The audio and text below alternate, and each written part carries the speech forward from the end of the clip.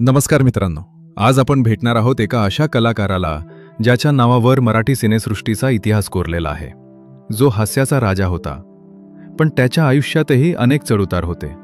होय, आपण बोलतोय दादा कोंडके यांच्याबद्दल. मराठी सिनेमात विनोदी आणि द्वैरती संवादांचं एक नवीन पर्व सुरू करणारा हा कलाकार आजही अनेकांच्या हृदयात घर करून आहे. चला तर मग जाणून घेऊया त्यांच्या जीवनाची, संघर्षाची आणि यशाची गोष्ट. दादा कोंडके यांचा जन्म 8 ऑगस्ट 1932 रोजी मुंबईच्या नायगाव भागात झाला. त्यांचं मूळ नाव होतं कृष्णा कोंडके. त्यांच्या लहानपणीच वडील गेले आणि त्यामुळे घरची परिस्थिती खूप हलाखीची झाली.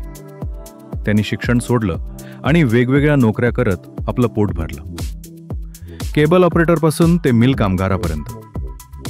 पण त्यांना आकर्षण होतं ते मंचावरच्या अभिनयाचं. गल्लीतल्या नाटकांतून त्यांनी अभिनयाला सुरुवात केली. विठोबा भाऊ कांबळींच्या लोकनाट्यातून त्यांनी काम मिळवायला सुरुवात केली. त्यांच्या खास शैलीची सुरुवात झाली इथूनच. गंभीर विषयांना विनोदी ढंगात मांडण्याची आणि लोकांना हसवताना विचार करायला लावण्याची. 1965 मध्ये त्यांनी विच्छा माझी पुरी करा हे नाटक सादर केलं आणि हे नाटक सुपरहिट ठरलं. त्यांच्या संवाद शैलीमुळे आणि एकदम लोकाभिमुख भाषेमुळे दादा घराघरात पोहोचले. पुढे त्यांनी 1975 साली स्वतःचं पहिलं चित्रपट निर्माण केलं, पांडू हवालदार.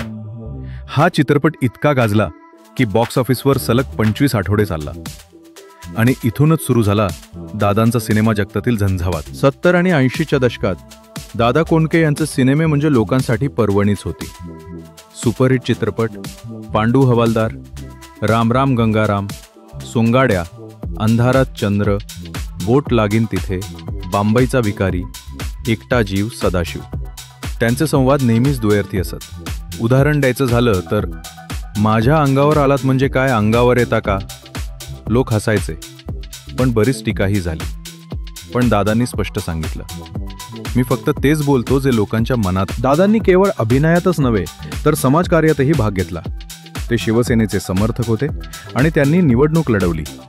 पण त्यांना राजकारणात तितकंसं यश मिळालं नाही. तरीही त्यांनी सामाजिक प्रश्नांवर भाष्य करणं थांबवलं नाही. दादा कायम म्हणायचे, मी सामान्य लोकांचा अभिनेता आहे. लोकांना हसवणं हीच माझी सेवा आहे. 14 मार्च 1998 रोजी दादा कोंडके यांचं निधन झालं. दादा कोंडके हे केवळ एक अभिनेते नव्हते, ते एक क्रांतिकारी होते, ज्यांनी मराठी सिनेसृष्टीला नव्याने परिभाषित केलं. त्यांच्या सिनेमांचा हसवणारा बाजू आणि जीवनातील कटू वास्तव या दोहोंचा सुंदर मेळ होता. आजच्या कलाकारांनीही त्यांच्याकडून शिकण्यासारखं खूप आहे. सत्याशी प्रामाणिक राहणं आणि प्रेक्षकांशी नातं जपणं. जर तुम्हाला दादा कोंडके यांची ही माहिती आवडली असेल तर या व्हिडिओला लाईक, शेअर आणि सबस्क्राईब नक्की करा.